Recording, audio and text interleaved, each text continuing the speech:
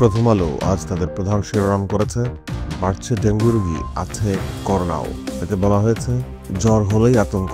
রাজধানী সহ দেশে এখন জ্বর, ডেঙ্গু, চিকুনগুনিয়া ও করোনার প্রকোপ। 24 ঘন্টায় সারা দেশে ডেঙ্গুতে আক্রান্ত 204 জন। ঢাকা মহানগরে নতুন ভর্তি 7 জন। 2 সপ্তাহ আগে সারা দেশে ভর্তি 151 জন।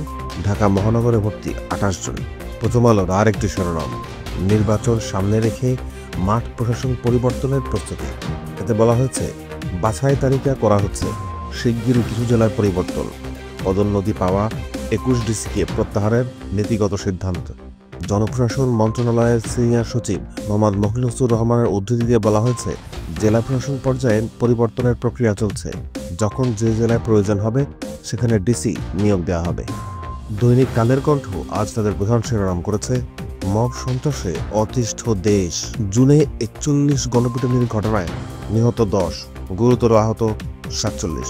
10 মাসে 3 শতাধিক ঘটনায় নিহত 163 জন। পিটিএ ও ধারালো অস্ত্র দিয়ে কুপিয়ে হত্যা বেশি। এতে আইজিপি বাহারুল আলমের উদ্ধৃতি দিয়ে বলা হয়েছে, আইনের শাসন না মানায় মব বাড়ছে। কালের কণ্ঠের আরও একটি বিশেষ শিরোনাম। এই বিশেষ প্রতিবেদনটিতে বলা হয়েছে, 2018 সালের রাতের ভোটে বিজয়ী হওয়ার পর আওয়ামী লীগ টানা তৃতীয়বারের মতো সরকার গঠন করে। আওয়ামী লীগের এই মন্ত্রিসভার সবচেয়ে বড় চমক ছিল মোহাম্মদ তাজুল ইসলাম। সমকাল আজ তাদের প্রধান শিরোনাম করেছে, কৃষকের গোলা খালি হওয়ার পর চড়ছে চালের বাজার। বড়তে রেকর্ড উৎপাদনের পরও চালের দাম বেশি। 1 মাসে সরু চালের দাম বেড়েছে 5%, মাঝারি ও মোটা চাল বেড়েছে 9%। 1 বছরের চালের দাম বেড়েছে গড়ে 15%।